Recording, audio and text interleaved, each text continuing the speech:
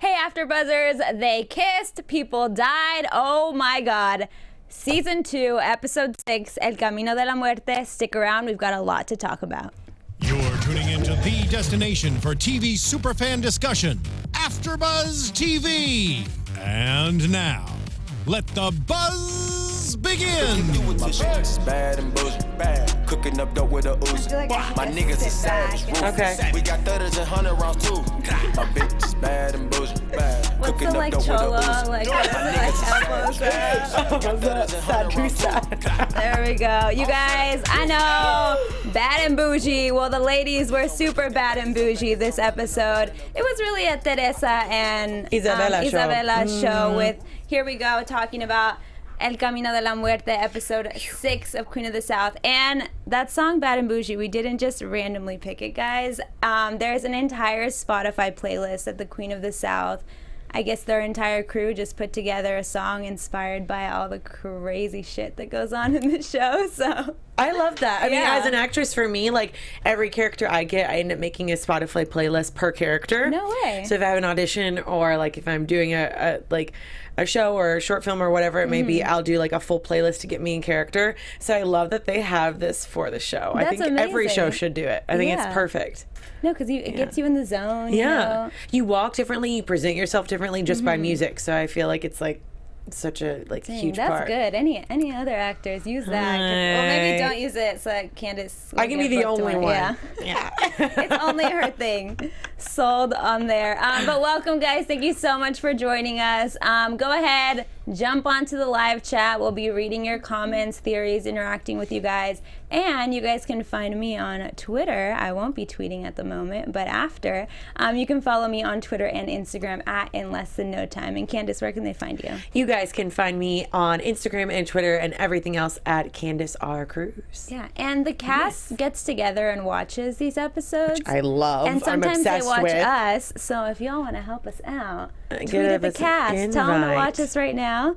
Get us that invite to those secret parties. What? We're a great party guests. It's amazing. But I mean, I like to, have a little good time. Yeah, I think we're a good duo. All of the above. All of the above. Do the little elbows up. Elbows up. That's all I could think of. I was like, what do you do with bad and bougie? I feel like you have to look super I feel like badass. you gotta just lean back and be like, what? Exactly. I'm bad and bougie. That's usually my take on everything. There you go. Oh my god. But getting into this episode, like I said, it was really a Teresa and Isabela episode completely. I mean, my notes are so short for the other characters in this episode, but then you get to Teresa and Isabela, and I had like 2 pages. Novels of everything. Yeah, just novels breaking down their character. But before we get into breaking down characters, let's just break down the episode and talk about that. So we'll start with Bolivia. So we're still in Bolivia. We had El Nacimiento de Bolivia, which we predicted was going to be kind of the birth also of Teresa. Yes. And which we were right. Very right. Uh-huh. But at the same time, I don't know about you, this episode was not anything like I predicted it to turn out to be. Not at all. I thought it was going to be completely different. And El Santo actually, mystified me and made me kind of he was a very interesting character because he was not at all what I expected. I expected let's talk about something him because completely he's different. at the beginning of this. I expected him to be just this really dark, deceiving, which he was very dark, but I expected there to be more pushback from him in the storyline and kind of just to be this terrifying man. Whereas to me, it was more his followers were terrifying and his actions were, but him as a person, like you said, I was like, oh wow, he's kind of wise in a weird and twisted way. It was very fascinating because he was very intuitive as well. So I don't know whether that has something to do with the religion or whatever it may be, the cult that he started. But the way he was so he was very religious in a sense. He's running this cult and running this this cocaine reign and everything like that, but he's pure. He wants everything done right. He's very much El Santo is not a name that you can be taken. It has to be given. So it was just very interesting to see his almost calming nature of things. Yeah, I expected more like Rash, kind of like the past like villains that we've seen through the cartels. Yeah. So yeah, way to go. This is actually one of the writers tweeted at us last week. Yeah. This entire episode was written by Ryan Onan, who plays King George. Woo, King George. Like, that's I love amazing. Him so much. He's you. literally my favorite character. But dang, like all the twists and turns and flashback sequences of this episode, the man is a genius. I mean, I know there's a team behind him, but the whole show is genius, and I love that it's almost like it's all so fluid, but since everyone's writing their own take on it, it's kind of like interesting to see how each episode's a little twist of whoever's doing it. You know what I mean? You see like their artistic like voice and specialty that they throw on in there. Yeah. It's so great. But we've got, I like to call them the Power Three, because I wrote the trio. Did you really? Yes, there we go. Every time I wouldn't write out, I was like, I'm just going to stop calling them all their names. I'm just going to say the trio. Teresa, James, and Widow. Teresa, James, and Widow. I was like, no, just the Power Three, the Super Three, whatever you want to call them. The trio. Raised to the third. P to the power third of power. third. Is it to the third power or the power of three? I don't know. I was not good at math. I wasn't either, but I'm just thinking like raised to the 2, raised to the 3. I don't know. Whatever. Power of 3. It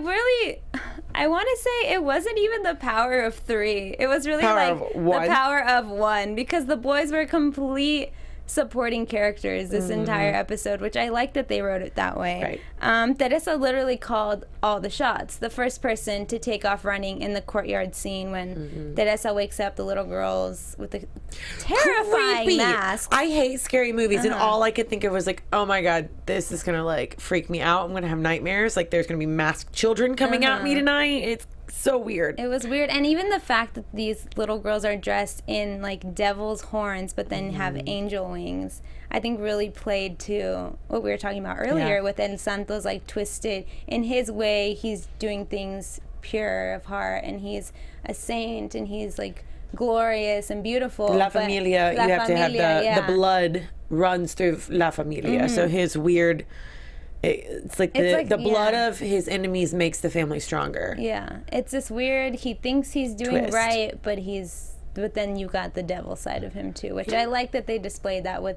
the like costumes. That's amazing. Even in the book from last episode, when you opened it up, it even said something like the Inferno of Sin brings out, like there was some line that we were trying to talk about, but it was basically talking about the good and the bad. It's sort of like blood for blood, which we see a lot of this episode. Yes.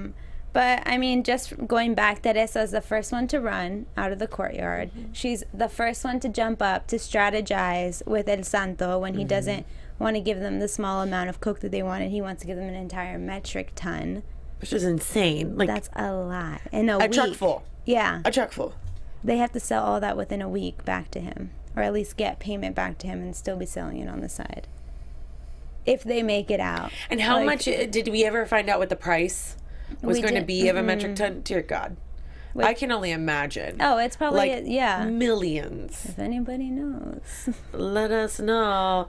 We won't judge you. Thanks, Emily. Emily said, "Y'all look so beautiful." We're very springy, summery today. We match. We do. Got the and light we didn't colors. plan it. We just showed up.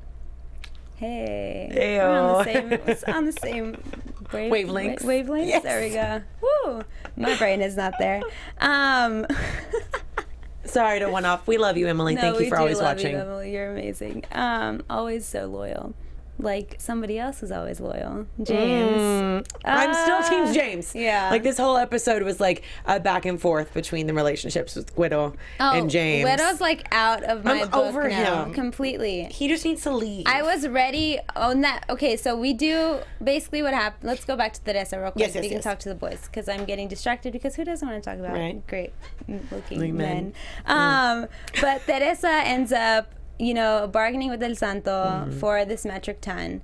He says, okay, well, you sinned when you tried to escape, so now it's blood for blood. You have to pick one of the two of the guys to sacrifice. She chooses herself. In true Teresa fashion, she has always done that. Of course, she wasn't going to choose another guy. No. And I like that James was kind of like whatever about it. Like he knew, I felt like he knew she would get out of it. That she would get out of it, and he trusted her. Whereas Widow was the first one to freak out and be like, "Oh my God, what are we going to do?" And like doing exactly what El Santo originally had put into their brains. Yeah. Which I enjoy about James in the sense of like, everyone automatically jumps to, oh, he wasn't trying to protect, blah, blah, blah. He's not manning up. But at the same time, what you made, like your comment of him trusting her, it's almost like he knows that she's capable and that she will be able to get out of it. Like he has trust and faith in her after seeing her do it like so many times, which I think is even more respectable at the same time. Like, I'm a powerful woman. Like, thank you for believing in me and letting me like do my thing. Thank you, sir. We've seen Feminism James. They need to start need to start a Hey Girl for James. Ooh. And forget Ryan Gosling. They just need to do it for Peter. Yes. Ooh. That'd be the best. Because we see so many of like the most like guys are like, oh, feminism, da da da. But I feel like they don't even understand the word feminism is the problem too. You know. And James is just like, he understands it. He just lets it go and says she knows what she's doing. I'll step in when I need to. Exactly. Like, I'll protect you when like I need to, but I don't need to protect you right now. Exactly. James. Get yourself a James. Everybody needs That's a James. What you need. Seriously. But yeah, and then switching into the boys now. So we have James and Güero, this consistent like tension between them in the last episodes. We finally see it just like breaking apart and erupting completely. We get flashback sequences because Teresa eats the beetle that El Santo forcibly puts into her mouth. Which that whole, like, can we kind of, I know we were talking about the boys, but at the same time, like, talking about the beetle. That whole, would we call it a seance? Not even a seance, but like, just like a ritual. A cult ritual, yeah, of some sort. Like, I mean, her taking the communion and getting, like, like a lot of, I mean, I come from, I'm sure you do too as well, like Catholic Christian background, just growing up as a child of like, it was very strategic the way that they placed it in there of like him being El Santo. So all of it had so many different ties to things that like we all recognize from that. And like, it was really creepy with the blood cross of it, and the body of, and it was the beetle.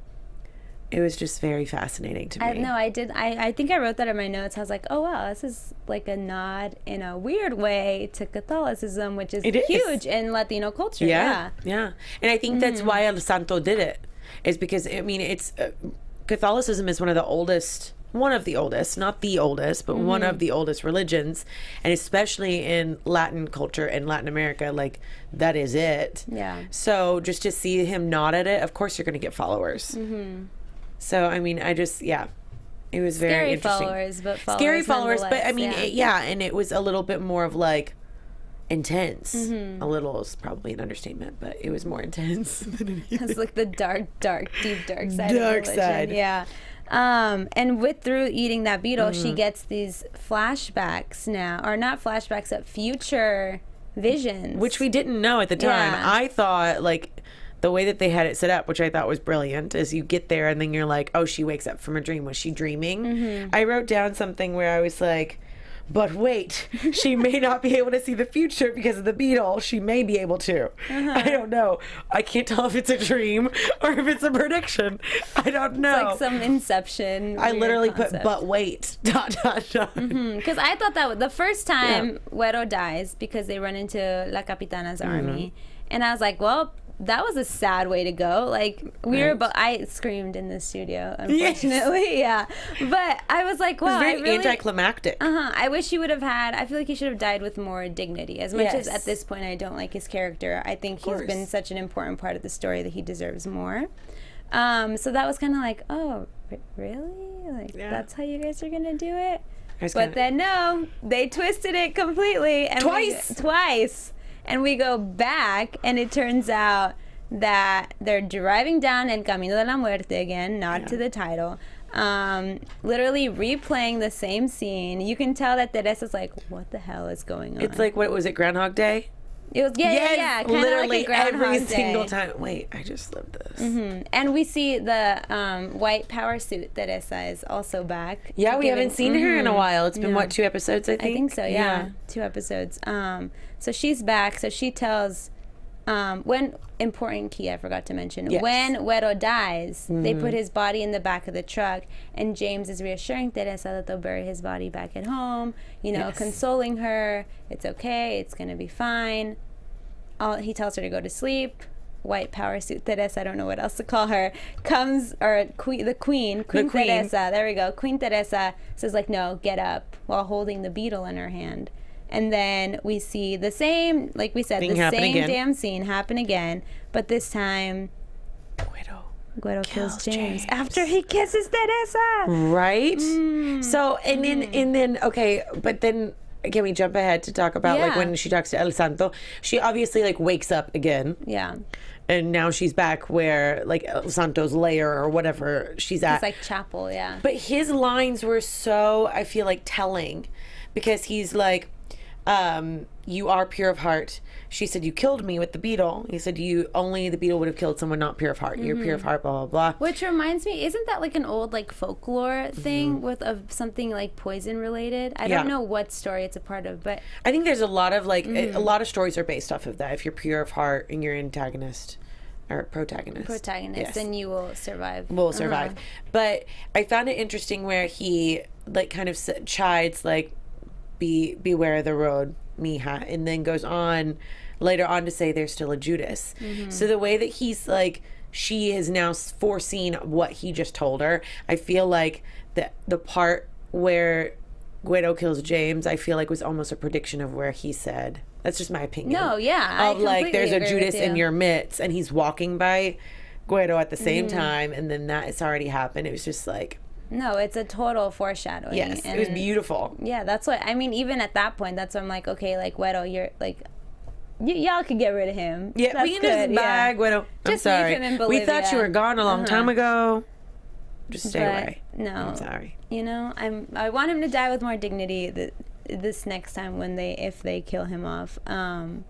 But I'm kind of over his character personally. But I still think he should die with dignity. So within the next few episodes, Godspeed. Just because we said that, he's not going to die until like the season finale. The season finale or season 3, he'll make it through just at the end in the cliffhanger. It's that one character that every time you're like, please, like kill him off. What is she? Emily says, oh, who do you guys think the Judas is? It's Guero. Duh. We definitely think it's That's Guero. That's what I think. It's not going to be James. No, and it's not going to be Teresa. If it is James, that'd be a huge twist. And a blow to my heart. It would kill me a little bit. I would die inside a little bit. But I'm 99.9% sure it's Guero. Yep. Agreed. There's no one else. No. Or maybe they set us up. Who knows? Who knows? Who freaking knows? I have no idea. But then just continuing with Bolivia, and then I promise we will talk about Mexico and Dallas. And that's Isabela. A big one. Yeah. We love you, Isabela. We love you, Sandy. You. You're an amazing actress, homegirl. Seriously, love you. But so turns out that they are actually in real time now, driving down in Camino de la Muerte. No more flashback scenarios, thank God. I was almost waiting for it, to be honest with you. I was like, oh God, here we go again. Yeah.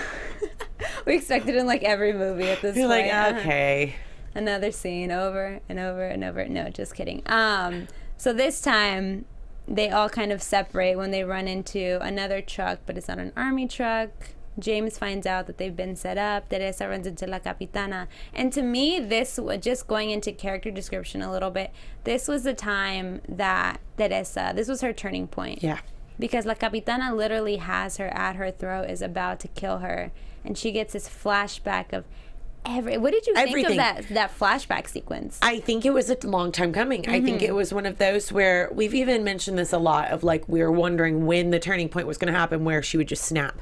And at first we thought it was when Guero would die, that would be the turning point, or that she would kill him or all this other stuff. So it was fascinating to see that it wasn't either of those, but she still had her like come to Teresa moment where she just, I mean, it was inevitable to snap. But I think it made her realize like she is still pure of heart, but at this point, like, you have to one up and protect yourself. Like, so many people are after you, like, you just gotta go. Because in the past, I mean, even when people have literally been at her throat about to kill her, she finds a way to bargain just relaxes with them, or like, something, strategize. And this time she was like, no. She went full rogue, just completely starts beating her. Yeah. She's covered in blood, which I thought was like, storyline wise, because it's gonna sound really morbid if taken out of context, but storyline wise, it was beautiful the way they chose to display that, and the power that we see within her, just walking out, grabbing the gun towards the end, not even talking. She doesn't even talk to the boys. Literally just looks at them, turns around and walks back to the truck. I was like, damn. It was so amazing. But I think too, the snapping point as well was, I think she started figuring out that with the negotiations and everything else, you can always get something out of that. At this point, La Capitana had nothing to do with anything. Like, there was no point. Screw innocence and saving innocent lives at this point. Like, you've already threatened me. You've threatened my life. You've threatened the lives of others. You killed someone that I cared about, or semi-cared about. For like a day. Yeah. But either way, you killed a person. Like, screw you. You're literally going to take my life? Fine, I'm going to take yours first. Yeah. Bye. The queen she's arrived. Yes. The queen has arrived. There we go. And it's going to be our hashtag, everyone. Just add that. Hashtag the queen has arrived. And the queen has arrived, and the princess has also arrived. Hey, Isabella. So waiting on that one. Damn, I love the writing for this character because, and it's not just because Sandy was here, I promise. We need to have her back again. We do. Sandy, come back. We have a whole new batch of questions now. So exciting. Have Rosie back as well. Love that duo. Rosie Cordero is the best. Yes. So Isabella also gets her turning point this episode. Yes. She thinks her dad's cheating, and we had wasn't he though? He was. It's because this doesn't seem like it's a first fling kind of thing. No, but I feel like that was Camila and Epifanio's relationship at this point. Yeah, exactly. I mean, you're separated. You've made your peace. I'm gonna sleep with people. You're gonna sleep with people. But when we get together, and we'll have our like nights of passion, and that's it. Which have they? They've had like 2. They danced. No, they had this whole sex scene. You don't remember? It was like a few. Was it their last season? It was last season. That's what it was. That's why I was like, wait a second. It was a while ago. Yeah, yeah, it was. So I feel like that was their relationship at this point. Like for Camila, it was purely business. Epifanio, it's mostly for his pride and his macho masculinity, He's a man. ego. Yeah, like I need my woman with me. But I feel like they really didn't have a relationship outside of passion. What? In my opinion, Epifanio and Camila. Oh yes, yeah. Agreed. I mean, I think even if you flash back to season 1, like you knew the relationship was over the moment she walked out, like that it was done. And Teresa saw them do the breakup. I think at that point she had already solidified that she no longer had any feelings for the man, and hadn't for a while. Yeah. So she's like, this is my life. This is business. This is me. Camila, so strong. I love it. But you know, Isabella sees we have actress Jimena. I should have written down her last name, but I don't remember off the top of my head. Let me see. She's I believe telenovela actress, also making her crossover, just like Michelle Duval did. So she plays the mistress to El Gobernador. And on their Instagrams, they're actually like doing a great job of like kind of foreshadowing her and everything, which I love. They played her up really well, and I think the actress did an entire like takeover on the Queen of the South Instagram. So go check that out, guys. She's got some fun like behind the scenes shots for all of you to see, and who doesn't like behind the scenes shots of their favorite show? I love it. I'm like, it feels like I'm there. It's great. That was a weird voice. So I feel like I'm there. I know. That was getting real into my Mexicana side. So Isabella, you know, her turning point, she's over it. People are treating her like a child. She has this beautiful moment with Camila where we think this is it. They're like reigniting that like mother-daughter strong relationship they used to have, and it breaks within like a few hours. Not even a few hours. It was like dinner time, done. Yeah, Bye. she cooks us some bomb chilaquiles, which is making me hungry because who doesn't love those? And which a very signature Mexican dish for those who didn't know. And you know, they have this beautiful moment where she's like, "Mom, Dad's cheating on you," and thinks like her and her mom are gonna bond now. And then Camila just breaks it down for her completely. And which I like that we even got a little bit. I don't know if you caught this. I'm sure you did. It was a foreshadow when Kike was talking to Isabella on the jet. She said to him like, "Oh, Olivia wasn't always like this, but after her parents died, she kind of like went down the wrong path." So it took like something tragic to happen for her to go down for that her path. to go down sex, drugs, and alcohol. But to be honest, though, I feel like, in a way, I can understand Isabella's side because she's very intelligent. Yeah. And she's very observant, and pays attention to every little detail. And I think, you know, in high school, you obviously have the peer pressure and whatnot, but I think she's being very smart about it. I don't think that this will be like a long standing of her doing it. I think it will ultimately be like her outsmarting it. She's like, okay, I've done it. I know how to fit in and like pretend to fit in. Yeah. But I also think she's still better than that. Okay. Does that make sense? Like, I don't know where she'll go, whether she'll like start running and partnering up, or if she'll like go into that path, but I still don't think that she will. She won't go like full party girl No. mode. I don't think she'll do that. I think she'll like do it enough and then she's like, this is stupid. Like, why am I doing this? But she'll still outsmart it to where she'll like fit in with the crowd. Oh, I like that. That's a little bit of her mom. Yeah. Coming out in that It's like sense. the trick of where when you're in college and you don't want to drink, you just carry around the cup and you have nothing in it. It's the same concept. I was waiting for her to put it under her tongue and spit it out, to be honest with you. What if we find out later? No, that would be pointless for a later scene, but that'd be Right. funny if that did happen. I think I found the girl that we were looking for, Jimena Duque. Jimena Duque. Is that her? Yeah, I believe that's her. Plays Eva. Yes. There she is. So Yep.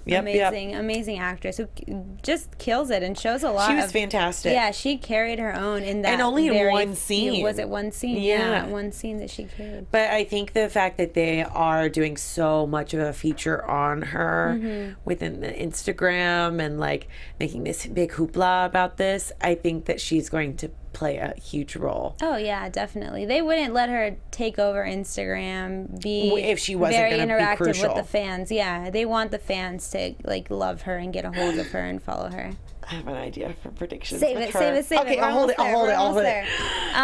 Sorry, guys. So basically, you know, Isabella, her turning point, we don't know what's going to happen with that. I'm hoping it's more along the lines what you were saying, where she does become that like strong, intelligent woman who knows how to kind of overpower people. I feel like she just reads that way. Like, I mean, sometimes you're obviously too smart for your own good when you're that age and you just want to release. But at the same time, I feel like he even called it out on the plane too, the boyfriend, where he was like, where he's like, you're not like the others, you're above it all, or you're smarter or something. That's what I respect about you. Got on top of him, and then he was well, like, okay, I mean, all right, baby. let's go. But I mean, could you blame him? Yeah. But I think that he kind of foreshadows that as well. Which For I sure. like his character a lot. Because Yeah, he's good. Yeah. He's on Isabella's side. He's not just on the partying side, which I Yes. originally thought was going to be his role. I like that they keep proving me wrong in those little She likes a areas. little bad boy. She does, but who doesn't? You This know? is true. It's true. Very true. Oh, sorry, Mom. Love you. Love you. Thanks for instilling values in me. Oh my God. Yes. And that's, I mean, essentially, I feel like that's basically it. Like this, we said at the beginning, was a very Teresa Isabella episode. We do see at the end, Camila calls the lawyer over to make her feel good, which, girl, you could do better. Could do better, but I get where you're just like at that point where you're like, I would just want to forget everything right now. So we saw, I mean, again, Everybody has their Isabella- vice. yeah. At least it's that versus Isabella continues drugs. to be her weakness to the extreme. Oh, of course. Because no time have we seen, like, Epifanio has done her wrong and she's like, screw him. I'll do something to get But back that's your at him. child, and Yeah. that's not only your child, your daughter that like you share blood with, and you see so much of yourself in her. Yeah. And I think that's why she's so connected, is that she does see so much like drive and ambition and stubbornness and all of her amazing qualities within her daughter. And the fact that, like, I think the worst part, and I think we've said this before too, the worst feeling a parent could feel is like for your child to be disappointed in you, or to not like just love you or to have a not be, like, relationship proud with of you. you, yeah. Exactly. So I think that's literally her breaking point. Damn. I like that it was shown, the emotion was shown, that even though she said make me feel good, when they panned to her face while it was all happening, it was just emotion. nothing. The eyes, I'm telling you. Like I said last week, it's all in the eyes, and it was like devastating. And these actors kill. Which, is it, as an actress, is it hard to I feel like it's hard to capture emotion that you're displaying through dialogue into your like facial expressions? Or is that not for everybody? I think it depends. I mean, again, there's like, if you really go into the world of acting, there's a lot of different ways of training. There's different methods that people use and whatnot. So I think it totally depends on the actor. But for the way I've been taught and the way I've been practicing and stuff is all about like, and Sandy as well, because we go to the same acting studio, is that you're bringing a part of yourself there. So if you just believe that this is your reality and that you are the character can't breathe without you. So if you just believe in your scenario and believe in your situation, like, of course you're going to feel that and you're not going to get rid of it. Like, the feelings will come if you just allow yourself to be vulnerable and open to the fact that this isn't pretend, that this is a real scenario. How would you react to that? And then it's all right there. And it just connects one to one. That simplicity of just being there and being present, and someone is giving you everything. You're getting everything from the other actor. Like, I think that's why Sandy said it was so easy to work with the actress that plays Camila. I'm blanking out on her name. Veronica. Is because she gives so much, and that's the best thing you can give to your partner, is to just give all of you. And I think that that's like what Veronica gives and the whole cast gives. So I think that's why they have such an incredible show. It's because everyone that comes on is so willing and able to, like, they give it their all to the and believe in the scenario and be there. And yeah, there's not one actor that has passed even like a small role where I'm like, no, like they could have done better. I don't see them acting, which is when I love it. You're blown away every time. And you feel as an like audience member, as a viewer, that you are like in the scene with them. And I think that's a true testimony to like any good show or movie is when it's an escape, because that's the whole point of film is escapism. And to realize that to feel a relationship with these people and to feel some type of connection, whether or not you've lived through that scenario or not, you know. So we got real deep. We did, and I really like talking about this. No, I like it. It's amazing. It's a lot of fun just to hear. Let's jump into the live chat before we go to predictions. We got Emily. I love you, girl. She says, Camila's finally wearing something with color other than black. This is true. That blue looked good on her. And what Emily got from the sex scene was, it was more about Camila's daughter than Epi, which says a lot about how serious Camila is about her business. Yeah, I think so too. I agree with that. Yeah. Good observation, Emily. That's amazing. But let's jump into predictions, because I want to hear what you had to say. Wait. Oh, there we go. I was waiting. And now your AfterBuzz TV. Oh, it's predictions. Okay. Now I completely forgot it. Oh no. What were we talking about at that point? Oh my gosh, I have to back. Can I rewatch what we did? What did we just do? Was it about it was Camila or Isabella? Because that's the topic that we were on. And you were like, "Oh, I got a prediction." Here, I'll give mine. Okay, give yours and it'll come back. Yours. Okay. Yeah, and I think it was between Teresa or. Was it a Teresa? You'll dang it, it'll come to me. Okay, I'm sorry. Dang it, it was so good too. I'm predicting next episode, y'all. Bye, Güero. Yeah. Peace out. It was nice knowing you. Not gonna happen. I can't like even put together or like strategize how they would kill him, but I definitely see some way, somehow that'll be the end of him. Just because I do think, even though he wasn't the turning point for turning Teresa into Queen Teresa, I think that he's going to play a part into that aftermath. Yes, or his death will play a part into that aftermath. And then I guess with characters that we didn't see this episode, but El Comandante and Epifanio, I want to... That's what it was. Thank you. That's Epifanio? what I needed. Okay. It wasn't even about the two main characters. It was about his mistress. There we go. Can I jump in real quick so I don't forget? Go. Okay. So I think that the mistress, and this is like a complete twist and so soap opera-y, but follow with me here. I feel like she is going to end up somehow overthrowing Epifanio.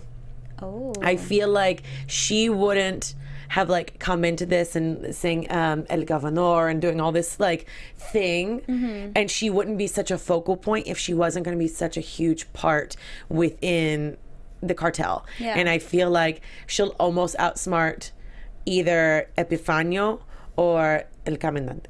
Oh, I'd love to see her do both. I feel like since it's such a like heavily driven like female like group and the whole concept of the show, I feel like that is something that would come down the line. And Isabella already hates her. So if we're pushing it forward even more, this is so like completely like, fan fiction stuff. But this is just in my mind is that Isabella is going to start partnering up with her mama. And then she hates her dad because he was cheating on her, quote unquote, and hates the mistress. And those two are going to go. Forget my prediction. I want that one to happen. That's what it was. Yeah. Sorry. I was just like, it's so fan fiction-y and so soap opera-y, but I could almost like. I mean, this used to be a soap opera. So. Exactly. So I feel like there would be something with, like, the mistress would not be a huge character. It would literally be like, oh, bye, thank you. Oh, I'm so sorry I saw you. Bye. It wouldn't be this whole.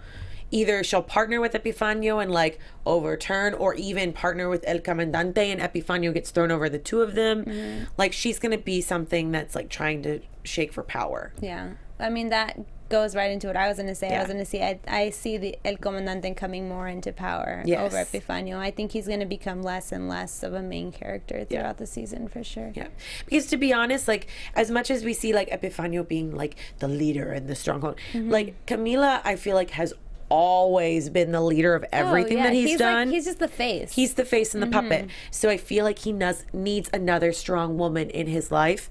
And she was always like running his schedule and everything else, apparently, is what I took from like their conversation. So I feel like he needs another powerful woman in his life. There we go. Yeah. Signed, sealed, delivered. Boom. Let's see if that happens. Yeah. So far, we're doing pretty good on our predictions. We're only like a little off. There's like short, like, oh, that person didn't say these exact words. Yes. Yeah. But so look at us.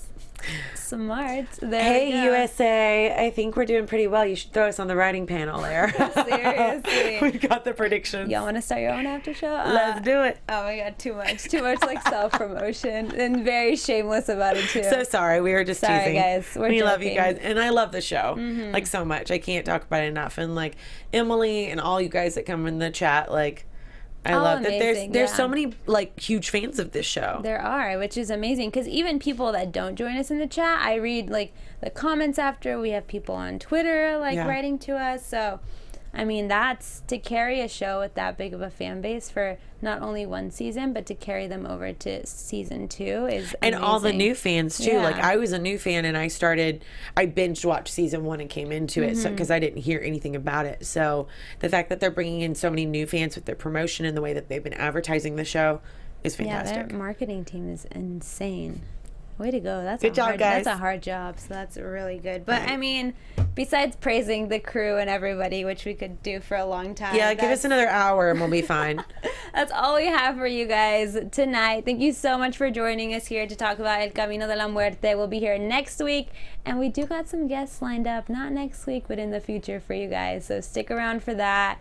Look around on Twitter. We'll be updating you on who's going to be jumping into the studio with us. And make sure you don't just have to watch us on YouTube if you're stuck in traffic or, you know, taking the subway, wherever you are, or walking somewhere. You can listen to the entire podcast through iTunes, through Stitcher, just basically anywhere you can find a podcast, Queen of the South with AfterBuzz TV. We will be there. And yeah, if you do watch us on YouTube, you know, jump in those comments, give us your theories, add Thumbs to our up. Predictions.